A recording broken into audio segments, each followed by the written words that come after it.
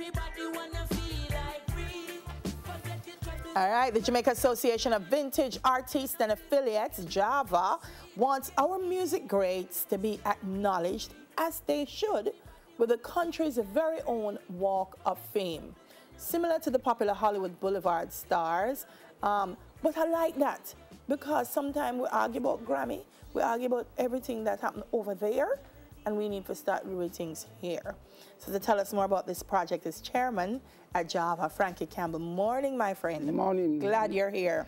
Definitely. Talk to me about this Walk of Fame, Frankie. Well, Java, of course, you know, it's 14 years old. Yes. 15, actually. And in 2010, we launched what we call the Hall of Fame and the Walk of Fame. But, of course, Hall of Fame is much more difficult because we need a building, you know, and artifacts and stuff. So we figured that that's going to take a little longer. So the easier project would be the Walk of Fame, where, in fact, you just put down plaques. The name of the individual. And similar to, like I said, Hollywood. Our design is different. Now, we did a lot of research and said, okay, where could we put the Walk of Fame? So it mentioned Beach Street, coming up Orange Street, going North Street, going down King Street, you know, North I guess Parade. because of the music history. Right, naturally, that's where a lot of music started. But the security is a problem. And the sidewalks could be dug up. Yeah. We thought about, this been mentioned about the Hero Circle. They're fixing it up now. Then again, security again is a problem. So we really came back to Emancipation Park. Because of its accessibility. It's right central located in Kingston, by the hotel circuit. Tourists can come, school children can come. Security is there from 5 a.m. in the morning right back until 11. So it's really secure.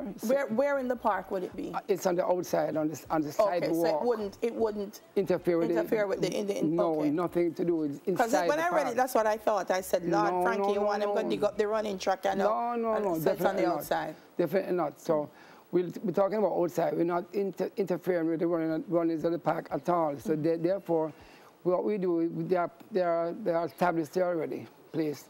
We just take them up and put ours down.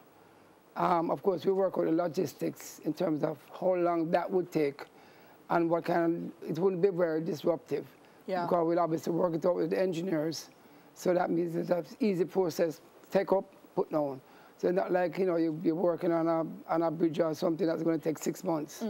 You know, so if you're going to install the first 20, you know, inductees, then it should take, you know, a day or two. How do we determine who is going to get our criteria? Then obviously, okay, the Hall of Fame was much more difficult.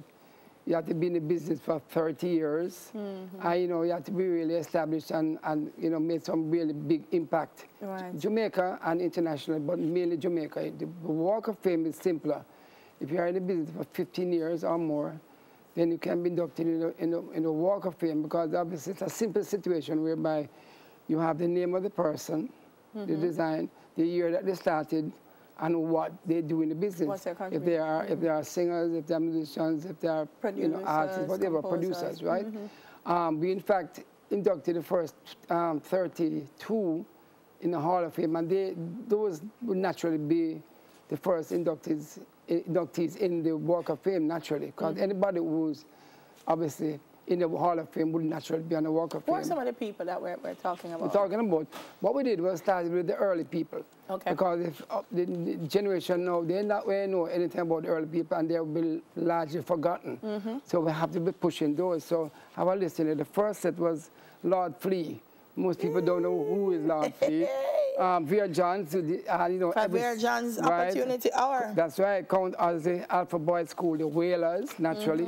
Louise Bennett, she did a lot. You know, she's the one who taught Harry Belafonte all those songs. Absolutely. People don't know this woman contributed to music. Oh, yes. You know? So she's very important. Olive Lewin. And she wrote a lot of lyrics, too. Oh, yes.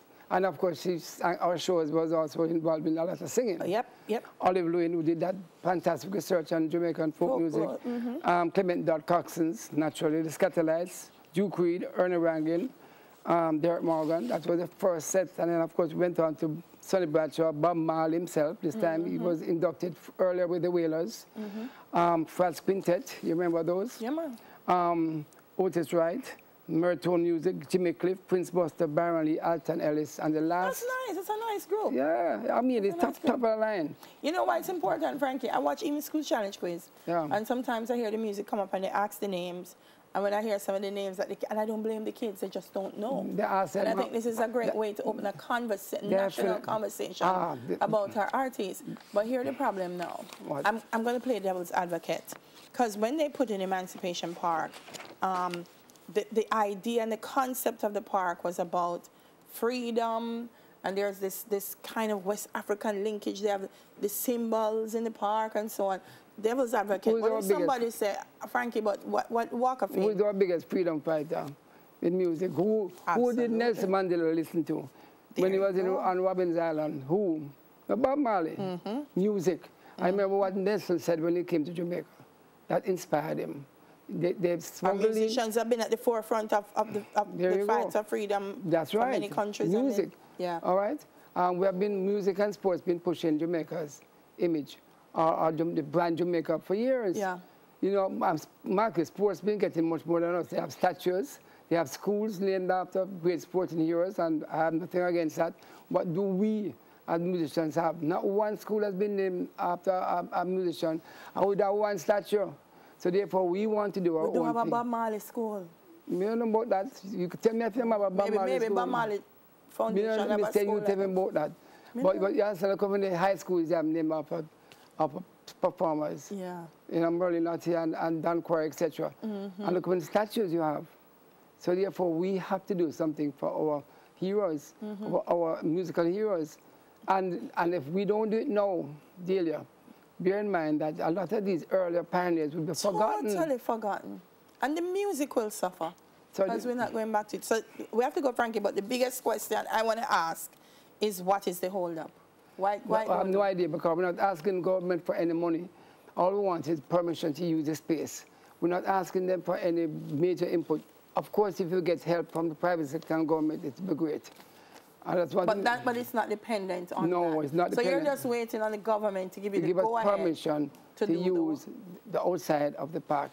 And one last thing before we go, I just want to promote Java at this point. We're looking for membership.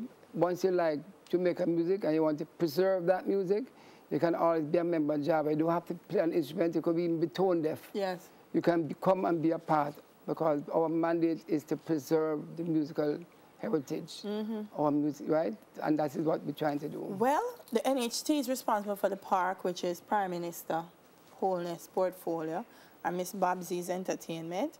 So, Mr. PM, Miss Babsy, tell us something. Reggae Month is coming up. It would be nice if we could do a Walk of Fame for Reggae Month. I'm just saying, would be a nice thing to do. All right, Frankie Campbell, Chairman of the Jamaican Association of Vintage Artists and Affiliates, on plans for Jamaica's Walk of Fame. We get to know the captain of Jamaica's national rugby team, history-making team, in a bit. Smile Jamaica, we'll be right back.